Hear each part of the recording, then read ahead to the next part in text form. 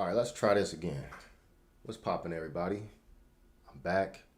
I know it's been a minute, but we got some exciting news to talk about. Well, not really exciting. We got some interesting news to talk about.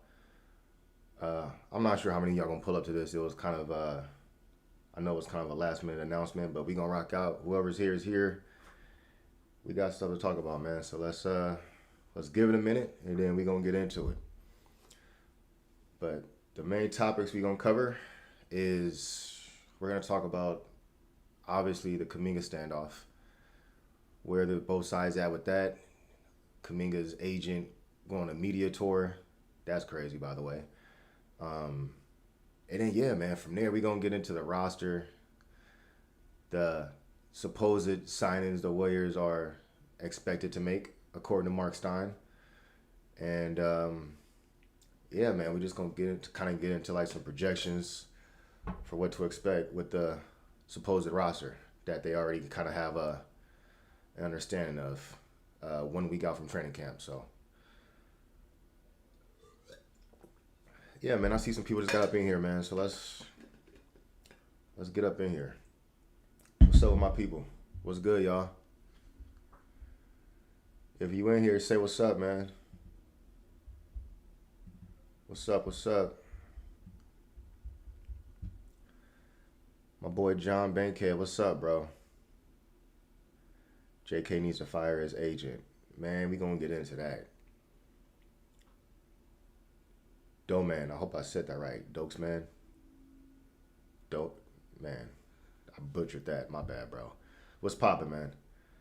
Christian Laurent, what's up? JK ruined our summer plans as a team. Jalen Poole, what's up, bro? Hey, I appreciate y'all, man. Y'all some real ones for pulling up on me, man. I know I ain't went live in a minute. I haven't been active, so I know my priority in y'all inbox probably got buried. So for those of y'all that pulled up here, that's like still tapped in, man. Appreciate y'all, man. Salute. But yeah, man, Batcher, what's up, bro? All right, man. Let's get right into it, bro. Let's get into it, man. All right. Let's start with okay. The Kuminga situation is definitely going to be the biggest topic here. So I kind of want to ease into that. So let's just talk about the fact that the Warriors supposed signings, the under the table, wink wink, nudge nudge signings that they've already agreed to. That's all withstanding based off of the Warriors finishing their contract agreement with Jonathan Kuminga. So all these signings they can't make official until they figure out Kuminga because of salary cap, tax aprons, all these financial, stipulations that they have to make sure that they have buttoned up with Kuminga's deal before they can proceed forward. So according to reports, according to Mark Stein, actually, let me get the exact quote so I'm not just paraphrasing too much. Mark Stein said there's a strong expectation league-wide now that the Warriors will be signing Seth Curry in addition to the Horford, Melton, and Payton trio. Golden State currently has 6 roster spots open. It's believed they will be filled by Horford, Melton, Gary Payton, Seth Curry, and Will Richards, and Kuminga. All right, so there you have it. And for those of y'all that's been tapped in with like Warriors media, guys like Anthony Slater, Marcus Thompson, Tim Kawakami, who else? Obviously Mark Stein. There's a few more, but according to all indications, and they basically all but confirmed it because they can't confirm it until it's like officially official. But they're all pretty much saying, look, the Warriors are gonna have Horford, Melton, Seth Curry, GP2, all signed at some point within the next week. At some point. The deadline for Kuminga to accept his qualifying offer or not is October 1st. So it's the 23rd right now. So we got 1 week. 1 week before we have a decision. This standoff literally lasted the entire offseason. It's crazy, man. it's crazy, bro. Like, and I know everybody was like, at first in the beginning of the offseason, everybody's like, man, what's going on with the Warriors? Why they not signing nobody? Like, they're just sleeping. They're sleeping. It's not that they were sleeping. They literally couldn't because of the Kuminga situation. And look, at the end of the day, business is business. I understand that. The young bull is trying to get paid, man. He's trying to get the biggest bag he can get. It's a negotiation. There's tactics on both sides. You know what I'm saying? So, with all that in mind, I can understand to a certain extent. But the moment some of these quotes came out, some of these leaks from Kuminga's camp, and then you got his agent on a media tour, that's crazy. His agent, Aaron Turner, I kid you not, this dude went on like 5 different shows, like radio shows, like podcasts, talking to news reporters, basically just like revealing some of the back end talking points behind these negotiations. Kind of, it's so messy, bro. This like it's so I've never seen like an agent move like this. I know Rich Paul from Clutch Sports. I think he's kind of done like some public stuff, but not to this extent. And when Rich Paul was doing that, it was on speaking on behalf of LeBron, who's top 3 all time. Some people consider him a GOAT. He ain't my GOAT, but some people consider him a GOAT. You know what I'm saying? And in terms of that aspect, you can understand how that can, it is what it is. With dudes of that caliber, it is what it is. But we got Aaron Turner here. This dude is going on a media tour. Like, it's nonsense. It's absolute nonsense. There's nothing that he can gain, Kuminga's camp can gain from Aaron Turner doing his media tour. There's nothing. The only thing that they're doing is making Kuminga look worse. There was a quote that came out. It was a quote-unquote leak from Kuminga's camp. It said, I think Anthony Slater reported this. It said Kuminga's message to the Warriors. Okay, let me preface that with, so the Warriors are offering Kuminga 2 years, $48 million guaranteed. So that's roughly $25 million the next 2 seasons, and then a third season at $25 million, but it's a team option, which means it's non-guaranteed because the Warriors dictate whether or not he sees that money. So Kuminga's camp wants that to be a player option. So Kuminga controls that third season. Understandable. Of course, you will want all the bells and whistles that in the contract that favors your side. I get it. So this negotiation is going on, and then there was like a leak or I don't even know if Aaron Turner probably leaked it himself. With the media tour he's been going on, bro, he probably leaked it himself, trying to like get leverage or whatever he assumes to be leverage. So basically the report was that Kuminga's messaging to the Warriors, turn that 3rd year team option into a player option, and Kuminga's willing to buy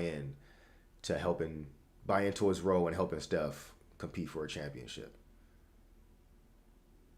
What? Come on, bro. So you're telling me this is where it all went downhill, like really quick in terms of like this is nonsense. So you're telling me now, obviously this is just a report. Let me say that we don't have confirmation that this is 100% true. With these type of reports, you'll never get 100% confirmation. But we're going to discuss this based off what's out to be talked about in the news, okay? So bear with me. If this report is true, and it sounds like Aaron Turner purposely leaked this, he probably didn't know, he probably wasn't aware of like how bad that would make his client look. Because this dude, Aaron Turner, quite frankly, looks like an idiot. So I wouldn't be surprised if he just didn't foresee the backlash that came with these quotes, and he probably just leaked it trying to like get leverage, or I don't know what his game plan was, but it wasn't very great because this quote looks terrible on Kuminga's part. You're basically saying like, look, my guy is only willing to buy in to a winning play style, only want to buy in to the greater good of the greater mission of winning a championship, of supporting one of the greatest players in NBA history, Steph Curry, top 5 all time. I don't care what nobody say. You're telling me the only way this 22-year-old player that's proven literally nothing in the league, literally nothing, he's done nothing. The only way he's willing to buy in is if you give him that third-year player option, which, by the way, he has no leverage to demand because there's no market. There's no market. There's no other team out there that's dangling a better offer with 3 years. There is not. So the Warriors are essentially negotiating against themselves because there's no team that can come out the woodwork and sign Kuminga. The Warriors, you can't force the Warriors to trade them to a team if they don't like the offer. So they're negotiating against themselves. And the market dictates Kuminga doesn't have the leverage to command this third-year player option. You just don't, bro. You don't have the leverage. And so for him to sit here and be like, if you make that a player option, then I'll be willing to buy in. Bro, come on, dude. Like, I'm usually like pro player, especially when it comes to like getting paid and securing the bag and all that stuff, man. I want the players to get theirs. These owners are billionaires, man. They got all the money in the world. I want the players, I like to see the players get theirs too. But that's with the understanding and the caveat of you earned it. Kuminga hasn't earned the cachet in the league to move like this. You just haven't, bro. You're not KD. You're not LeBron. You're not even... I'm not trying to make this like no bashing thing because I know there's a certain just a certain section of Warrior fans that will come after you if you say anything bad about Kuminga. Dudes got they pitchforks out the moment you utter Kuminga's name. They just appear like fucking Candyman, and they own your ass. They own your helmet. They own you, bro. So, quite frankly, I don't care. I'm just speaking on what's been reported, man. So, this is crazy. Kuminga hasn't earned the right to move like this. Simple as that. He hasn't earned the right to move like this. You just finished your rookie contracts, which means you spent the past 4 seasons in the league. What have you accomplished? What have you shown for it? You've shown nothing, dude. You're not a max player. You're not a guy like that. So, in my last video, the last post I did, I said something that was apparently controversial to some of you. I said, Kuminga's not that guy. I said, Kuminga's not that guy. And so many people, well, not so many people, but it was, some of y'all was just, what do you mean Kuminga's not that guy? He was like, you're just hating on a young player. You're just hating. It's like he never had the chance to be that guy. Talking all this stuff. I'm like, bro, do you know what a guy is? To be a guy on a team, to be a guy in a league? That means you're a franchise player. That means you're a franchise-altering player. You're a player that teams build around. You're a player that teams literally plan their next 5, 6, 7 years around your presence as a basketball player. You're the player that they draft 3, 4, 5, 6 years out to build around your talents, around your skill set.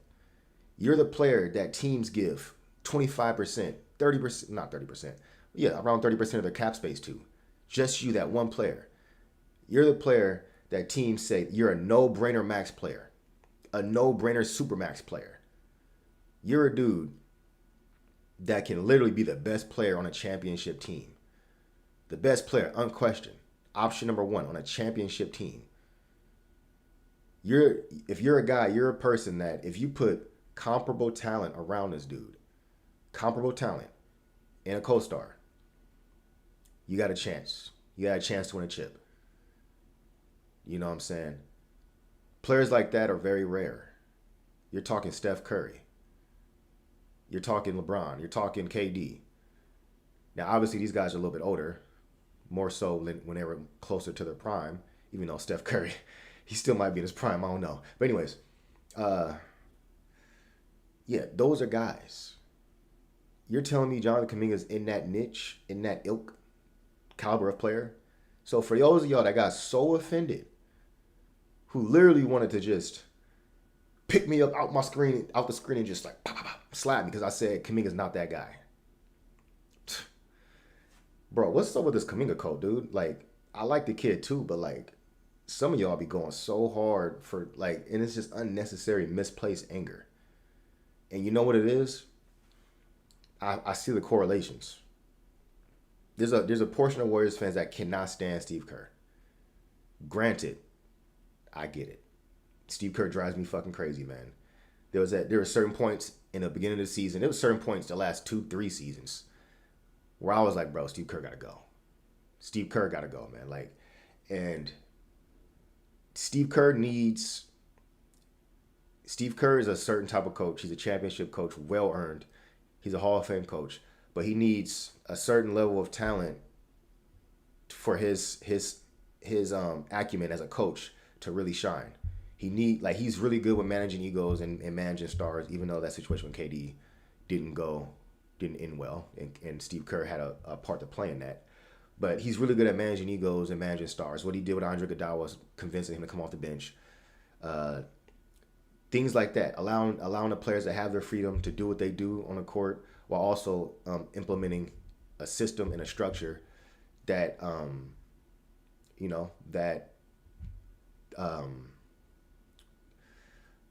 man, I don't know what I'm gonna say right now. Implementing a system and a structure that just enhances their skill set. Obviously, Steph Curry, Klay Thompson, Draymond Green. But yeah, so Steve Kerr is a certain type of a coach, and you need a certain type of talent level for him to really shine as a coach. So these last few seasons, when the Warriors core is getting older, the talent wasn't there. Steve Kerr's weaknesses as a coach was exposed. He's not a good coach for young players. He's just not. He's not a guy that can develop young players that well. He's not a coach that has a lot of patience for young guys that's making mistakes. He's a veteran coach. He coaches. He's better coaching veterans. Guys like Eric Spoelstra, Popovich. They're dudes that can coach vets and young players. You know what I'm saying? But Steve Kerr is really more so tailored for like veteran players. So, obviously, Steve Kerr has his weaknesses, and those weaknesses are shown these past few seasons when the talent wasn't where it needs to be. So, rightfully so. Well, I wouldn't say rightfully so, but understandably so. There's a pocket of Warriors fans that want Steve Kerr's head. They want him gone. And Kuminga was basically like was just like this outlet for them to get their heat off.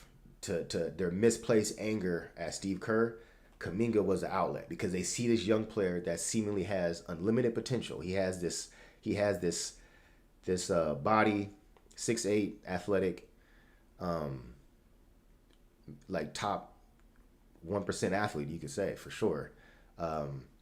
He has some skills. So guys see that and they're like, Steve Kerr's not playing him, but he's so talented. Steve Kerr, fire Kerr. And anybody who criticizes Kuminga or holds his feet to the fire for his part in how things have turned out in his career, they're like, nah, bro. Like, you're trying to scapegoat Kuminga and Steve Kerr. And then they call you like a Steve Kerr like fanboy or something. Bro, I ain't no Steve Kerr fanboy. Like, for those of y'all that's been rocking with me, y'all can speak up on me. I'm not no Steve Kerr fanboy, bro. I respect Steve Kerr for what he's done. He was an instrumental part of his championship run. Could the Warriors have won these championships with other coaches? Sure, but you can't discredit Steve Kerr, bro. He's a championship coach, man. So I'm not saying Steve Kerr's the best coach in the league, though. I don't think he's that, but I also don't think he's a bum. But yeah. So and I think a lot of these Kuminga stands, bro. A lot of them also are Wiseman stands. It was a certain point in the Warriors when they drafted Wiseman where you couldn't say nothing about Wiseman. You couldn't say a word because these dudes would come after you, and they're the fans. And I'm not trying to speak down on y'all, but I'm just saying, like, there's certain fans that don't really see like nuances of the game, like the winning caliber of basketball. All that goes into winning, being a team player. All they see is size, athleticism, and like a hypothetical skill set. When they see Wiseman, they're like, oh, 7'1" big man has a handle like a demigod. He could pull up, he could shoot. He's he's 7'1" Chris Bosh, and then with a mix of Kevin Garnett, and then maybe like you know what I'm saying, they have all these hypotheticals, which is it's so fun to do these with these young players because they're like a mystery box. You don't know. They could be this. They could be these Hall of Fame caliber players until they're not. James Wiseman was a mistake. I knew it was a mistake. I knew it was a mistake when they drafted a big man off of so little college film. They drafted a big man with so little to go off of, and it was like, reports that Joe Lacob was like basically like not overruling, but heavily implying you're gonna draft my guy. So you got the owner butting in. You got they're aiming for a dude with very little tape, and it's a big man. Like you don't. It was all the recipes for a disaster situation, and it was a disaster situation. And the Wiseman situation went bad quick. Right off the bat, LaMelo was hooping, Halliburton was hooping, and I'm just like, I already knew, but I was holding out hope. I was like, no, let's give Wiseman some time. You know, he's a young dude. Let's give him some time. Let's let him develop. Because hypothetically, if his hypothetical skill set works out, bro, he's a 7'1" stretch 5, two-way center, defensive anchor. You put him next to Draymond. Now Draymond don't got to play big no more. Now Steph Curry finally has his dominant center to play off of, inside-out game, kickouts. Bro, the hypotheticals will trick you. You're just like, yo, this is perfect. This is the guy. And then the reality hits, and you're just like, I mean, he can score, but it's kind of like empty stats. Like he's scoring at the expense of his teammates. Like he's a black hole. He doesn't have the IQ. He doesn't have the awareness, the situational awareness. He's just trying to get a bucket. He's not trying to pass. He's not even a good defender. He has every measurement and every physical acumen that you would possibly want in a center. And he wasn't a good defensive player. He just didn't have like the awareness. And you can't really teach that. And his jump. His jump was he's an athletic dude, but his jumping, like his ability to get off the floor quickly to make a play defensively was so slow. It was kind of crazy how athletic it was, but not be that type of athlete. But anyways, I'm saying all that to say this. Kuminga didn't work out. And there was this cult of Warriors fans that was defending Wiseman to their last breath until he got traded. And then these dudes were like, Warriors, they were hating on the Warriors organization. Warriors fans hate on the Warriors organization. They're like, we're going to watch Detroit Pistons games because we trade him to the Pistons. They're like, the Warriors are going to regret this. I'm about to watch Piston games. Y'all going to see Wiseman's going to prove y'all wrong. Like all this stuff, right? Fast forward, Wiseman is still buns on the Pistons. He's on the bench. He's just not doing anything. Those Warriors fans just disappeared. Instant transmission like Goku. Disappeared. Gone. Right? So then we draft Kuminga. They remanifest. They come back. They got their new mechanism for this misplaced hatred. Now they got Kuminga, and let me start by saying this: Kuminga is light years better than Wiseman. I'm not saying Kuminga's a bust. I'm not saying Kuminga's in the same caliber as Wiseman because Wiseman is a borderline NBA player. He is. Kuminga is actually got some talent, and Kuminga has the upside to still be a solid player that can potentially make an all-star team or two or three. Potentially.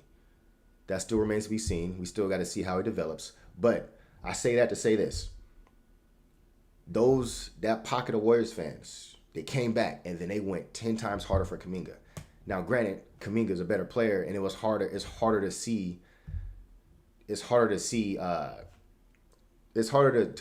judge and see his mistakes when you're looking at Wiseman, and it was obvious. But Kuminga, who's a better player, they're like, it's the coach. The coaches ain't playing him.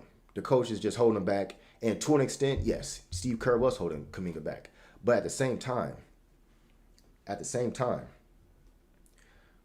Steve Kerr and the coaching staff and the organization, they're seeing everything behind the scenes that we will never see. They're seeing the practices. They have all the data. They have all the stats. They have all the metrics of what combinations attribute to winning, which players play the best with who on a roster. They've had 4 seasons to gather data. And they're basically saying, look, Kuminga, you're a solid young piece. We could use you, but you're not worth basically telling these vets, get out the way, give Kuminga the ball and let him hoop. You're not there yet. Can he possibly be that player in the future? Yeah, but for now, he's not that guy. Like I said in my last video that had y'all so mad. He's not that guy.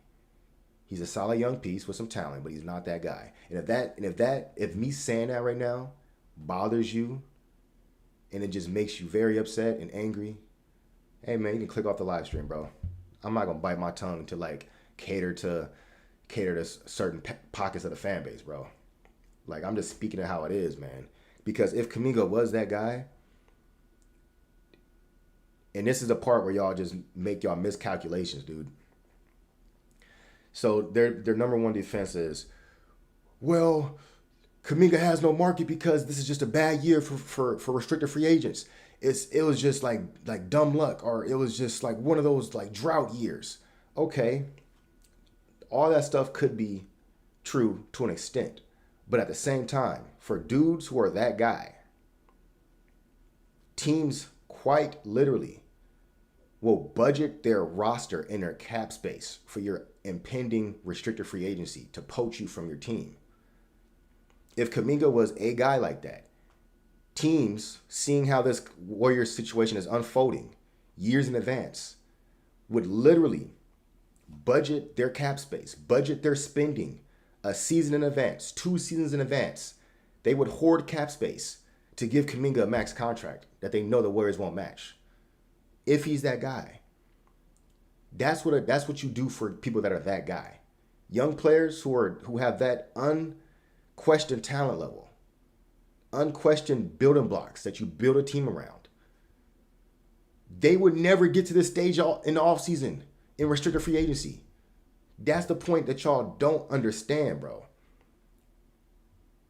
We're 1 week away from training camp.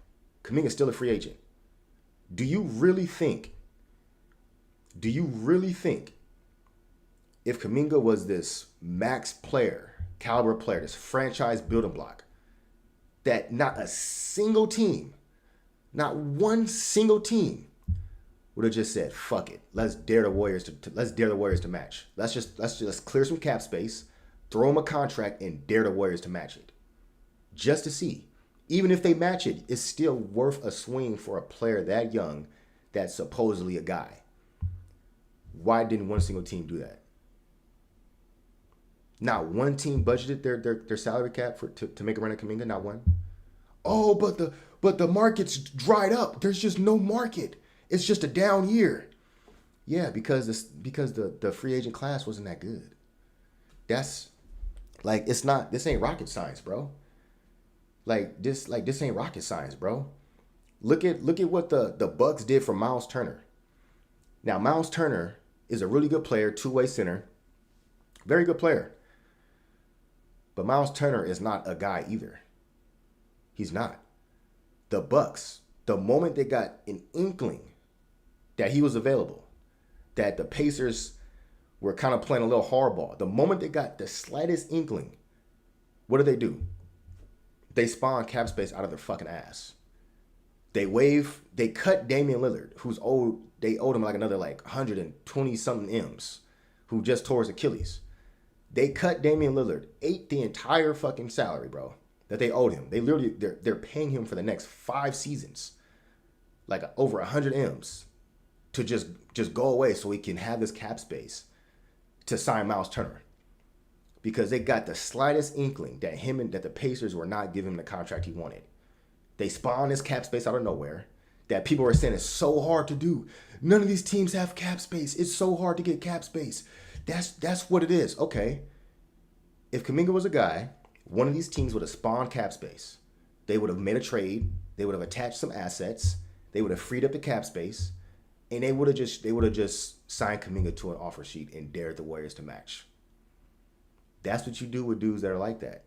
So that's what it is, man. So anyways, Jim D said JK ain't breaking any laws. This is part of the business. Yeah, it's part of the business, bro. And unfortunately for Kuminga, the way he's doing business is gonna have a stain on his on how teams deal with him. It's like, bro, teams are taking notes. They see this young dude that's accomplished nothing, that has no leverage, that's leaking these quotes to the media, saying, you give me this, and then maybe I'll try hard enough to support Steph.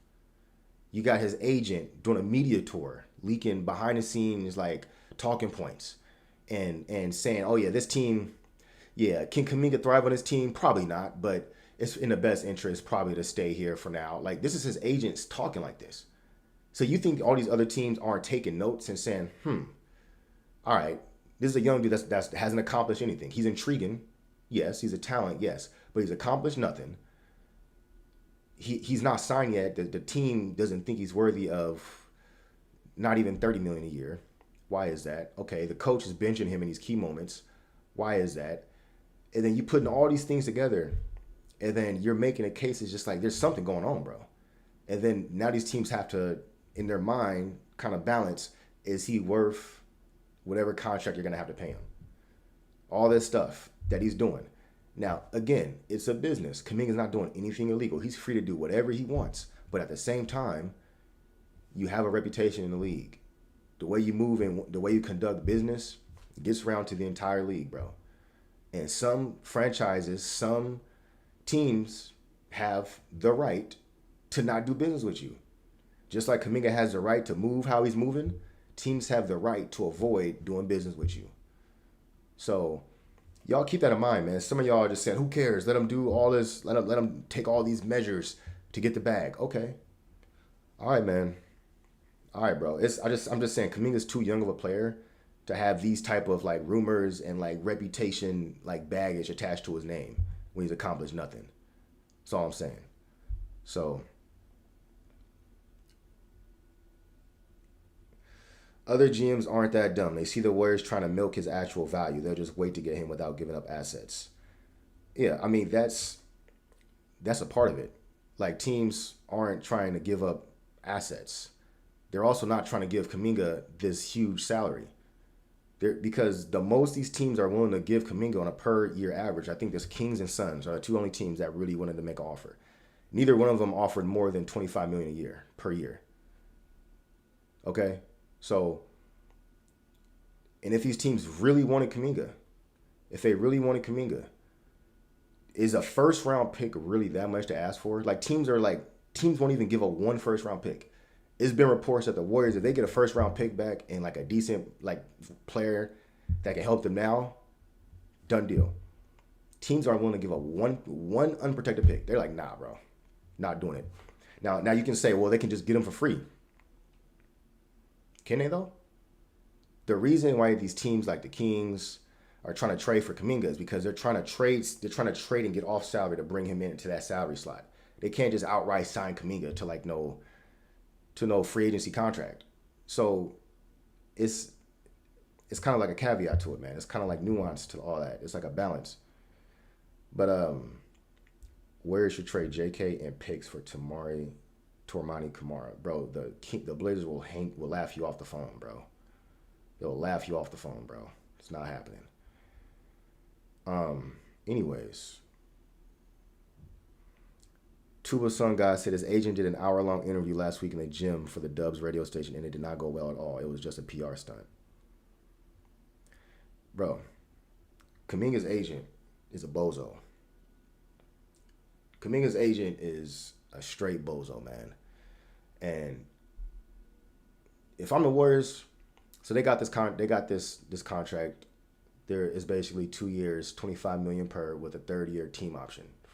So like 75 in total, but only 50 million is guaranteed. If I'm the Warriors, bro, it's take it or leave it. I ain't up an offer. Take it or leave it, bro. That's what you get. You take that offer, or you sign a qualifying offer. Take it or leave it. Take it or leave it, because he has no leverage, bro. And like at this point, the way he's moving, I ain't caving. Like the Warriors, if you want to sign a qualifying offer, dude, sign a qualifying offer, bro. But I'm not budging. If I'm Dunleavy, I'm not budging. Take it or leave it. If you sign a contract, great. Welcome back. Let's make it work. Let's do something, bro. And if it doesn't work, then we can find you a new team via trade. But after all the stuff, after all the nonsense, your agents talking in the media, bro. Nah, man, we not budging, dude. We ain't doing that. But anyways, with that being said, the Warriors are according to Mark Stein, the Warriors have Al Horford, DeAnthony Melton, GP2, and Seth Curry lined up to sign their contracts the moment Kuminga's situation is resolved. So, for those of y'all that are always wanted to see Seth Curry on the Warriors, including me, it's exciting news. I mean, obviously, he's not going to be some huge difference maker. He's literally going to be an in-the-bench specialist, three-point shooter. But I'm happy to have him because seeing that seeing the Timberwolves series where the moment Steph went down, all of a sudden nobody can hit a shot besides Buddy Hield. That gave me nightmares. I'm just like, bro, literally nobody can hit a shot besides Buddy Hield, and all the all the T-Wolves had to do was just face guard Buddy, and anybody could shoot but Buddy, and then the Warriors were cooked. So they got to get some shooters, and you got to get some specialists. They don't have the budget to get two-way guys like that, even though they got Milton, but that's his own situation. But they got to get some shooters. You got to have dudes at the end of the bench that you could just bring in, and teams cannot leave this dude no matter what. They just can't. You can't leave him. And Steph Curry is one of those dudes, man. It's dudes like Kyle Korver, dudes like Steve Kerr, dudes like Anthony Morrow, dudes like just dudes you literally you can't leave them. Like, I don't care what the game plan is, how much defensive attention you want to like attribute or to focus on this other player, the star player. You could do that, but you ain't bringing help off of this dude. If he's in the corner wide open, he's gonna make you pay. Seth Curry's that guy. I think for Seth Curry's career, where is he at, like 43%? He's at like 43, 44% for his career. Knockdown shooter, bro. You ain't leaving him open. I'm not saying that the Warriors had Seth Curry in that Timberwolves series after Steph went down, that they would have won a series without Steph, because they probably would have still lost. But it would have made things interesting to have another dude that they couldn't help off of. So that's why the Warriors wanted Seth. Also, make Steph happy, play with his bro.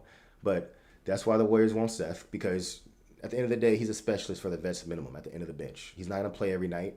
Some nights he might play 5 minutes. Some nights he might play 10, 15. Some nights he might need to get like 20 just because he's on fire, he's hitting shots.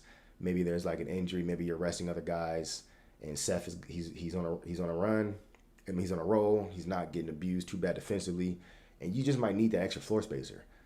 But he's at a point in his career at 34 years old. What is he, 34? 34 years old. He's on the vets minimum. It's going to be nice where he don't play, and that's okay. And he's not going to be complaining on the bench, especially on his brother's team. You think Seth's going to be on his brother's team on the bench complaining? He's not. So just having like a specialist at the end of the bench. Also, GB2. They're bringing back GB2. I think GB2 is probably going to move closer to the end of the bench, a little farther removed from like the every night rotation. And that's just because of his limitations with his offensive capabilities. He can't shoot. So he's literally more of a defensive specialist. And now that he's getting paid the veterans minimum, it's more appropriate in terms of like what he's getting paid to like his role on the team. Instead of being like the eighth or ninth man, now he's probably gonna be like the 11th or 12th man, which is fine. He's on a vets minimum. He has his limitations, but again, he's an end of bench specialist.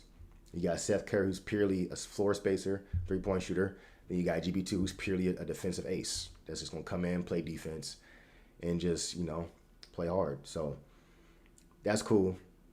Then you got Melton. They brought back Melton, or they're bringing back Melton. And he's a two-way guy. And he only played 6 games with the Warriors last season, but he was really good in those 6 games. He was a perfect fit. He was able to be playing the backcourt with Steph. He was able to handle the ball as a backup point guard as well with Steph off the court. Dribble, pass, shoot guy. Anytime the Warriors can get a dribble, pass, shoot guy that's also a really good defender, essentially for the vets minimum, it's a steal. Even if Melton gets injured, like week 1, or if he stays injured, he's like on and off injuries the whole season, bro, it's a vets minimum. That's literally as low stakes as you can get besides a non-guaranteed, and you're not getting a player of his caliber to a non-guaranteed. Signing Melton to a vets minimum, even if he's dealing with injuries all season, is well worth it, man. Because when he's healthy, he's like a $15 million per year player. He is, because he can dribble, he can pass, he can shoot, and he's a really, really good defender. He checks a lot of boxes for a vets minimum. And yeah, he's injury prone. You know, that's the only reason the Warriors can afford to get him in the first place. If he wasn't injury prone, he'd be getting paid $15 million a year somewhere. So take what you can get, man. The Warriors are on a budget. They got a lot of expensive players. You got to take what you can get, dude. So they got DeAnthony Melton, Seth Curry, GP2. They got Al Horford. I've talked about Al Horford a lot in my last handful of streams. So, but just to recap, I mean, he's a two-way stretch five.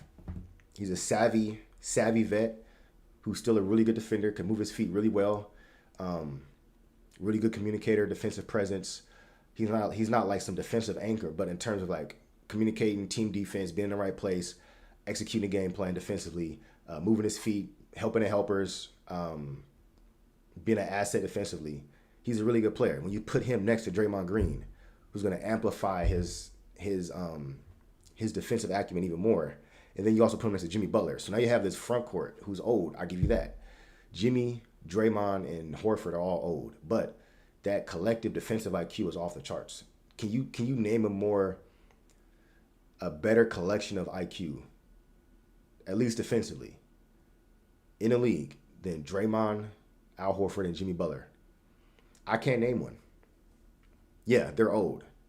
I get it. But if you can get these dudes into the playoffs healthy, keep their minutes down with these young dudes, Quentin Post eating up minutes, TJD hopefully can eat up some minutes here, keep Horford's minutes down. Guys like Kuminga and Gee at backup power forward, keep Draymond's minutes down. And then you got Moody, you got Gee, you got some of these other younger dudes keeping Jimmy Butler's minutes down. Hopefully, these dudes can stay healthy enough to get to the playoffs and like really surprise some teams in terms of just being that geezer squad that you just don't really want to play because they're just really good and just really smart. Like those older iterations of the Spurs. Even when the Spurs were past their prime, if they got into the playoffs, it's like, I ain't really trying to play the Spurs in the first round. It's like, all right, I'll deal with them, in the semis or the conference final, but I ain't really trying to play the Spurs in the first round as a higher seed. I'd rather take like a young and experienced team that's up and coming than like the Spurs. And the Warriors are turning into one of those teams, older team, savvy veteran team, lots of championship experience, lots of high IQ players, lots of players that can amplify each other. Like as individual talents, they may not be as imposing, but when you take their collective IQs and you put them together, now you got a team it's kind of like that annoying team you wouldn't really want to play. So that's Al Horford. I think he's been like a 37% 3-point shooter. He can knock him down, bro, and he doesn't hesitate either. He can knock him down. He's a good ball mover, good secondary like complementary playmaker in terms of keeping the ball moving, running the Warriors offense. He fit perfectly as a hub, top of the key, doing some of the stuff Andrew Bogut was doing with the playmaking, doing some of the stuff David West was doing with the playmaking. He's capable of doing all that, and he can hit a 3-point shot. Like you literally can't leave him. He's a legit shooter. So I'm excited for Horford, man. And even though these moves aren't officially official, I'm pretty content with these moves once they go through.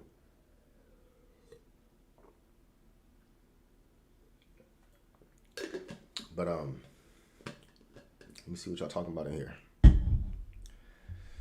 Moody needs to hit that 22 Wiggins arc next season. Yeah, man, I think Moody's gonna have a good season this year. I think Moody's slowly adding like little things, little nuances to his game every season. Like his trajectory's not been like that, but his trajectory's kind of been like gradual, which is good. So, and Moody's bought in as a role player. He's bought in to just do what he needs to do to support the team. If Moody can end up being the Warriors starting two guard in between Steph and Jimmy, that'd be great. That would be great because he has a length. He can shoot. Hopefully his defensive capabilities have improved a little bit. He was pretty solid defensively these past few seasons. Last season, I think he took a small leap defensively. He was a little more smarter with using his gapping offensive players and utilizing his length to contest. not getting too far up on faster players and getting blown by. That's what he was dealing with his first 2 seasons. He'd get too far up on players, underestimating how fast they are compared to him, his lateral quickness, and he'd get blown by and just get absolutely destroyed off the dribble. And these past few seasons, he's done a better job of realizing, hey, I got a 7'1" wingspan. I'm not the fastest laterally. If I gap and I find that right distance after kind of getting used to the league, getting used to faster players, and getting used to my capabilities in relation to these faster players, now I have a better understanding of how much to gap, how much space to relinquish to a player before getting back in the picture and contesting and throwing off their shot. Because Moody was surprising a lot of players with his contest. Like he'll kind of give them a little space, they'll go for a pull up, and then he'll just teleport in front of them with that arm, with his long arms. 7'1" wingspan. He's 6'5" with a 7'1" wingspan. So he's done a better job these past few years of like utilizing that, and I'm hoping that he takes another leap defensively, and that 3-point shot gets a little more consistent. But yeah, man, let me see what else y'all talking about here.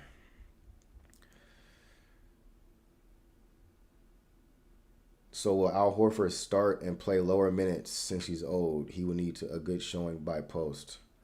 He disappeared in playoffs. Yeah, Al Horford is a starter, bro. The Warriors, there's no, first of all, Quinton Post, I like Quinton Post. I think Quinton Post is already one of the best 3-point shooting centers in the league, bro. Like Quinton Post got he's a marksman. He's a sniper. He ain't better than Al Horford. Like he's not better than Al Horford. Like Quinton Post got played off the court last season, bro. Again in the playoffs. Like you're not gonna play Al Horford off the court. Like yeah, is there matchups where Al Horford might struggle? Yeah, but you're not gonna play him off the court where he's unplayable. Like just because he's old doesn't mean he's unplayable. Horford is still a way better player than Quinton Post. But the idea is to start Al Horford. You start games with that veteran savvy, that veteran stability, and then Quinton Post eats up minutes off the bench.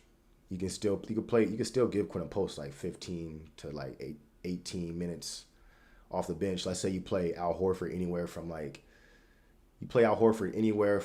depending on the game, depending on how close the game is. You play Al Horford anywhere from 22 to like 27 minutes, but you ideally want to keep that closer to 22 if you can, and then you give Quinton Post like 15 minutes off the bench, and then the rest of those minutes go to Draymond at center and small ball lineups.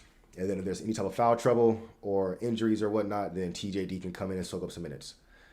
And hopefully that's enough to keep Al Horford healthy. Oh, yeah, that's true. Good point, Berserk. You can also play Quinton Post next to Al Horford. Al Horford can still play power forward. I know he's old, but he's still more than capable of playing power forward. I think he played 50% of his minutes at power forward for the Celtics last season, and his on-off metrics were like still good. He can more than hold his own as a power forward defensively. It's very hard to really take advantage of Al Horford unless you're like a top echelon scorer. Like for the majority of matchups at power forward, he's a good option, and you don't need him to play that the entire game. It's literally for specific matchups where he can hold his own.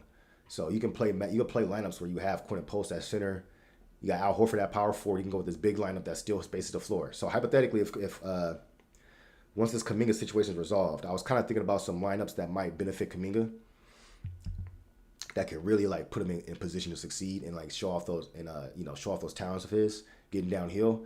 So I was thinking you could do a lineup that's built around Steph and Kuminga. So you got Steph, you got Kuminga. All right, now you got 3 spots. You got 1 wing and two big spots. How could you build a team? I mean, how could you fill out the rest of that lineup with shooters and defenders? So you could do Steph at the 1. You could do Moody at the 2. You got Kuminga at the 3. And then you got Al Horford at power forward and Quinton Post at the 5. So with that lineup, you're going big. You can now play Kuminga at the 3 without worrying about giving up size or whatever. He could play the 3. He could be this downhill scoring threat, and then they have both bigs are split floor spacers. Al Horford, Quinton Post. So neither one of those dudes are camping in the paint. Their defenders can't help off of them and clog the paint. They have to honor those dudes on the 3-point line, which means the basket's open, bro. You got Steph. Let's say you run like a 2-man game with Steph and Kuminga, like an inverted pick and roll. You get Kuminga going downhill off of Steph's gravity. You got Moody, Quinn Post, and Horford spacing the floor. Teams cannot. I mean, they're gonna help. They're gonna dare those guys to hit shots. But Quinn Post, if I'm a defense, I wouldn't want to leave him open. You obviously can't leave Steph open. They'll probably sag off of Moody. You gotta hope Moody's knocking down those corner threes. They'll probably sag off Horford, but Horford has proven that he's a reliable 3-point shooter. So in this lineup, you got Kuminga getting downhill, playing off of Steph. You got 3-point shooters. You got defenders with Moody and Horford, and Steph is a good team defender. And yeah, man, and then also you can replace Moody with Melton in certain lineups. Whoever's playing better that day, whoever's giving you more of a complimentary 3-and-D role that night, that game, you put them out there in that lineup. And then, yeah, that'd be a good look. Also, some other lineups you could do. You could do Horford at the 5. You could do Kuminga at the 4. You could do Horford at the 5. You could do Gee at the 4. Kuminga at the 3. And then you could do Steph and Melton. That's just like a different look. Or if it's like a bench unit, and let's say you kind of want to have Kuminga out there, and he's not with, and you have Kuminga out there, and he's not with Steph. You could do Melton at the 1 or Pods. And let's just say like a Melton Pods backcourt.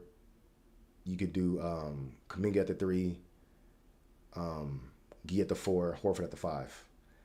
So they got some combinations now. Now that they got more shooters and more floor spacers, they got some combinations they can kind of play with. So once they bring back Kuminga, I'm excited for the different type of lineups they could run, because it's lineups that they couldn't really run with since they had the Draymond, Jimmy, Kuminga tandem, and there was really no options at the 5 behind Draymond that's any good. Like Looney wasn't any good but next to those guys, and then TJD wasn't any good next to those guys. They were kind of stuck with there was no versatility in the front court to switch it up because they didn't have any stretch bigs besides Post. But what I saw was Kuminga next to Quinn Post in the front court. If Kuminga's your power forward and Quinn Post is your center, that lineup was barbecue chicken defensively. Too much inexperience, too much youth. Each one of those dudes needs a vet next to them to help cover for them, help call stuff out, help be like that communicator on the back line. When you put those 2 young dudes as the 2 big men that has to basically be the anchors for everybody else, it's a disaster. It was a disaster last season. So you can't do that. But now they have Al Horford. They have another reliable veteran besides Draymond that they can put out there, that you can mix and match lineups. You can trust him defensively. You don't have to cover for him that much. And you can survive. And he can shoot. So having a 2-way stretch 5 opens up a lot for this Warriors lineup versatility. There's so many lineup combinations that opens up now that you have Horford. And it's just like, you don't need Horford to be like his prime version of himself. All you need is for him to knock down shots and hold up defensively and just be a cog in the offense. Moving the ball, chipping in where he can. Every now and then, offensive rebound putback every now and then. Every now and then, maybe like a post touch if he has like a small dude on him.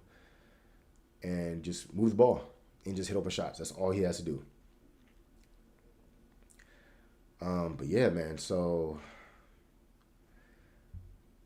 yeah, in terms of where I can see the Warriors in the playoff picture. So the Rockets just lost Fred VanVleet. He just tore his ACL. He's out for the season. That's a huge loss for the Rockets. That's a huge loss because now the Rockets have no guards, bro. They have no guards.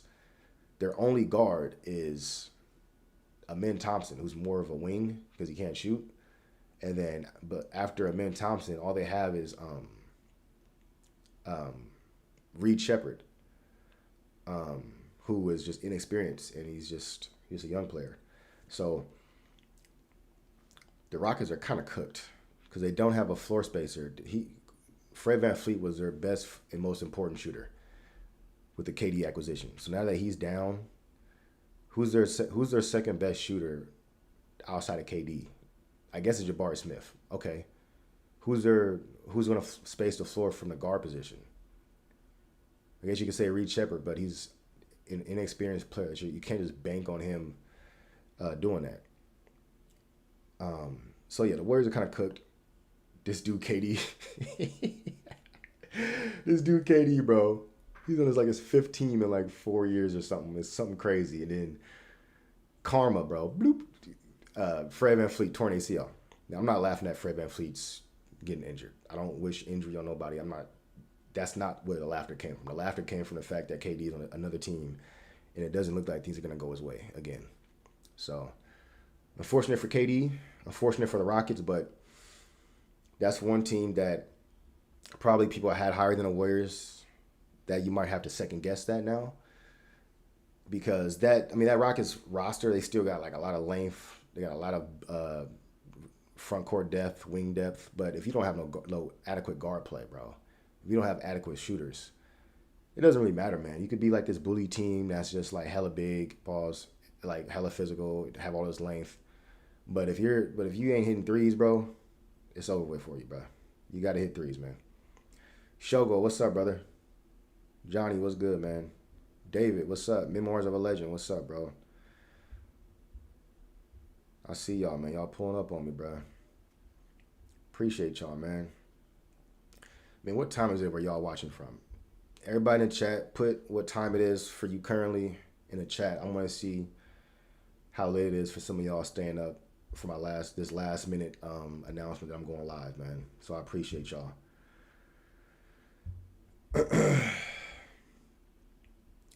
But yeah, man.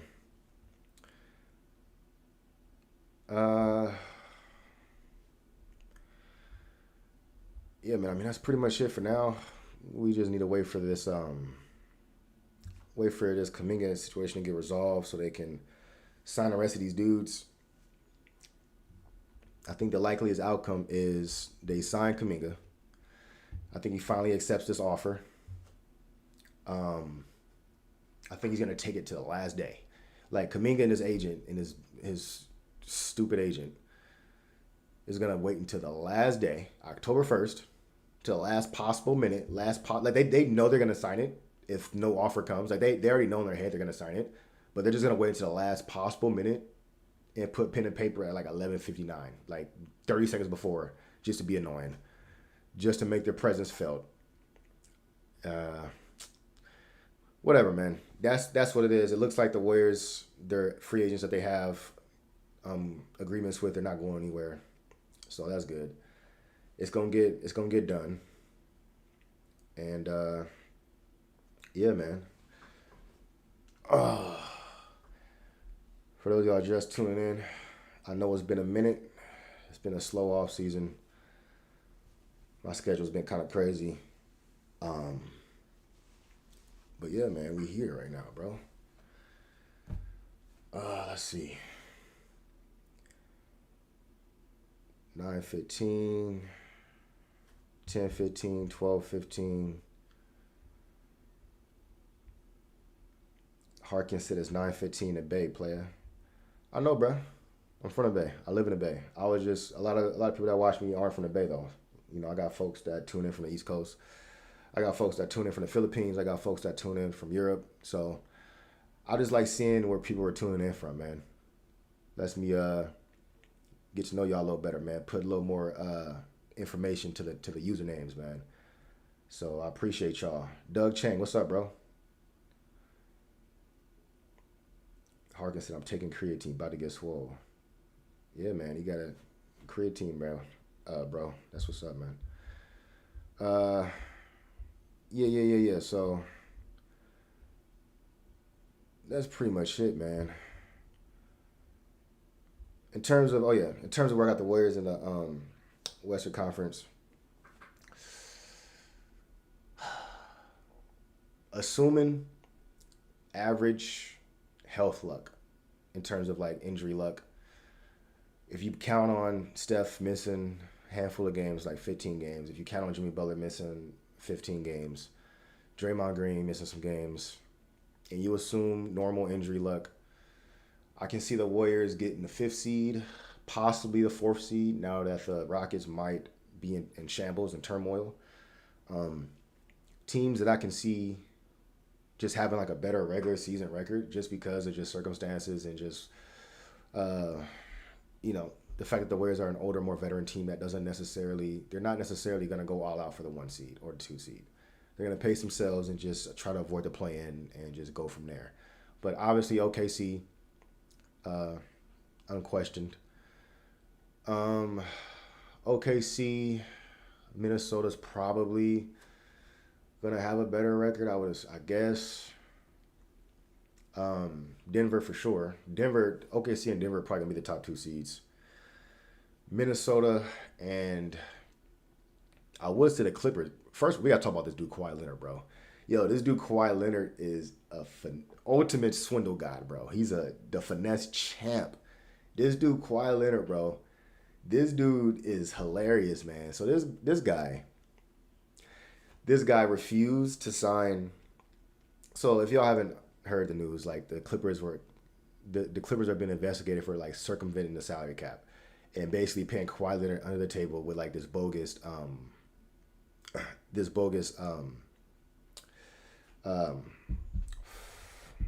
getting kind of tired.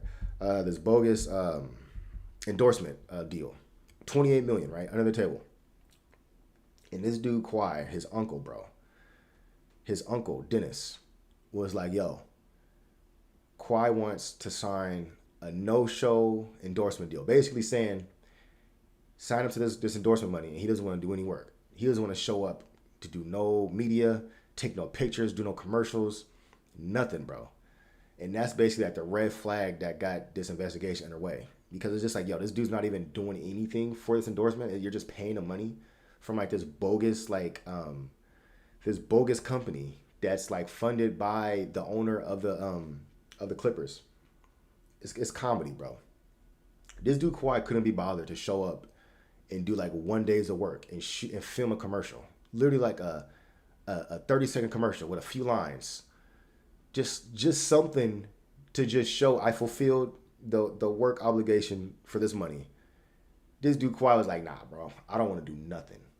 Just pay me." Bro, you couldn't do 1 day of work, half a day of work for $28 million? For $28 million. He's like, "Nah, bro, I don't want to show up."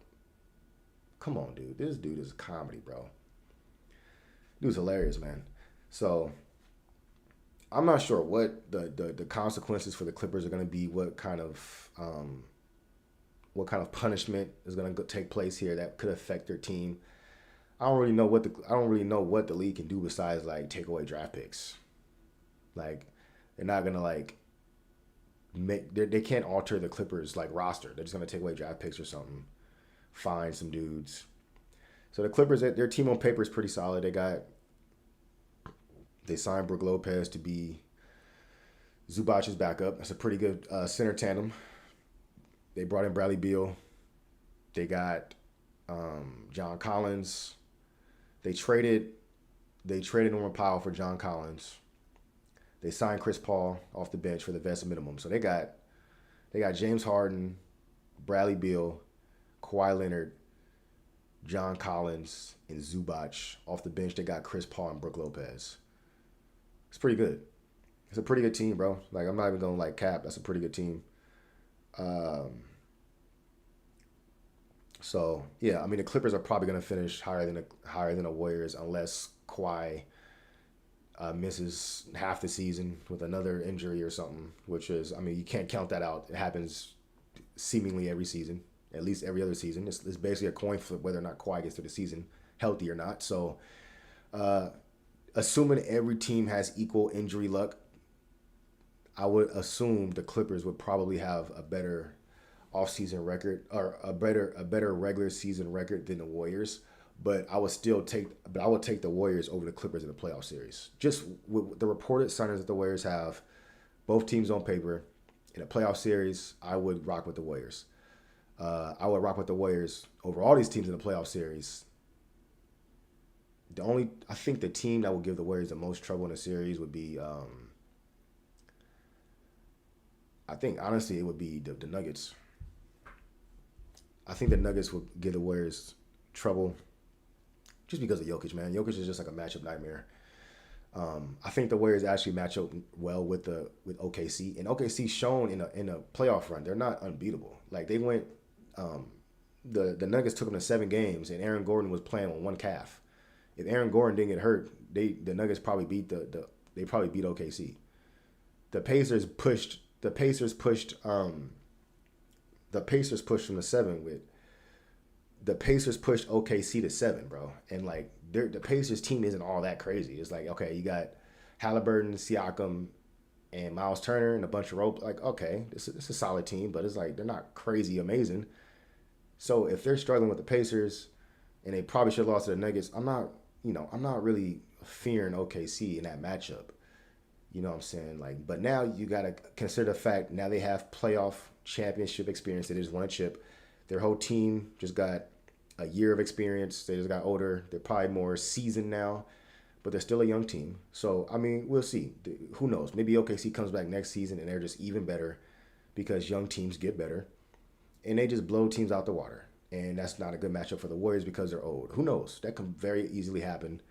But I don't really fear OKC yet. We're going to see how those regular season matches play out so I can get like a better feel for how OKC deals with Steph when he has a stretch 5 spreading the floor, when he has more shooters surrounding him, when he has a co-star in Jimmy Butler, that it can be like this release valve when teams are like allocating all this defensive attention to Steph.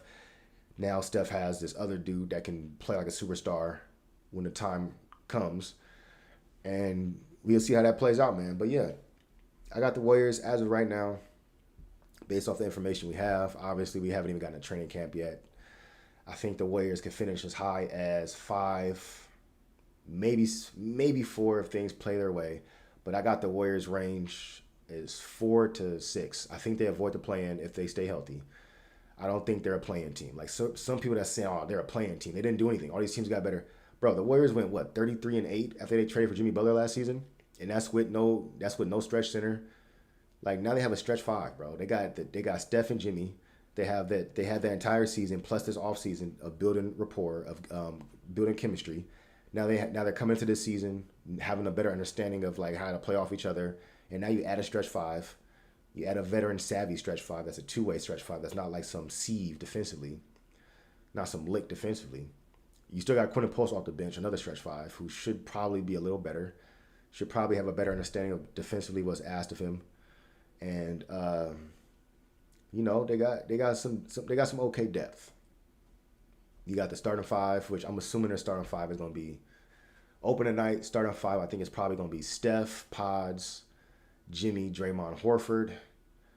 And then that's 5. And then you got Moody, you got Melton, you got GP2, you got Kuminga, you got Quentin Post, you got Gee. That's already 11 right there. Yeah, so they're borderline 11 deep. That's 11 dudes that can play in a rotation. So they're borderline 11 deep. Then you got dudes like Seth Curry and dudes like Will Richard, the young. I didn't even talk about the young buck, Will Richard. Will Richard might have something to say about some minutes near the end of the season, bro. He's a solid player. To me, his comp is like KCP light. He's like KCP, like 75% of what KCP is. Oh yeah, Buddy Hield, right on. I completely forgot about Buddy Hield, bro. Buddy Hield. So the Warriors are like 12 deep, bro. They're borderline 12 deep. You got Buddy Hield off the bench too. Yeah, man. I forgot about Buddy. Yo, shout out to Buddy Hield, bro. Only dude that can hit a shot in the playoffs besides Steph. But yeah, so that battle for that starting 2-guard spot is gonna be very interesting. You got Moody, Pods, Melton, and Buddy all competing. That's 4 dudes trying to get that starting 2-guard spot. I think my gut is telling me Pods is probably gonna be the opening night starting 2-guard. That doesn't mean he's gonna end the season there. That doesn't mean he's the best option. I'm just assuming based off the momentum from last season, based off his cachet with the team, based off what the Warriors are looking for. They're probably going to start with Pods as the opening 2. But we'll see how that plays out. I think it's probably in the Warriors' best interest for Moody to win that spot, but he has to earn it. He has to win it. But I think Moody being like turning into the starting 2 guard, 3-and-D wing will be between Steph and Jimmy will be pretty nice. Um, but yeah, man, that's pretty much it, bro. I'm about to call it here. But I appreciate all y'all for pulling up on me, bro. I know it's been a minute for those y'all asking what's going on with Holly. Yeah, man, I'm not gonna make no excuses, bro. This has been a slow off season because of certain circumstances, and then also just life stuff, man. I've just been super busy, bro. Um, but yeah, man. Thanks for pulling up. We'll be doing this more often. Obviously, the season's starting to get close. We're a week out from training camp, so I'll catch y'all when I catch y'all, man. I appreciate every single one of y'all that pulled up on me. Johnny, I see you. Mr. Level, I see you. What's up, bro? David, what's up, bro? Harkin, Memoirs of a Legend. Aha Papa. Donnie Warren, what's up? Tuba Sun Guy, what's up, bro? John L. Bankhead, what's up, man? Splithead. I appreciate all y'all, bro. Doug Chang, what's up, my guy? Yeah, man, I got the homies in here, bro. That's what's up, man. Twan Rax Music, what's up, Brody? Did I get everybody? Jordan Smith, what's up, man? SR, I see you. Yeah, man. Appreciate y'all. Berserk, I appreciate you, bro. Shogo, what's up, my man? Doggy, what's up? But anyways, man. Yanko, what's up? But anyways, man, that's it for me. Hopefully this Kuminga situation gets resolved in the next week, so we can finally sign our players and we can finally start really diving into how this roster is gonna look and how we can, start getting ready for some Warriors games, man. So we gonna see what's up, bro. But that's it.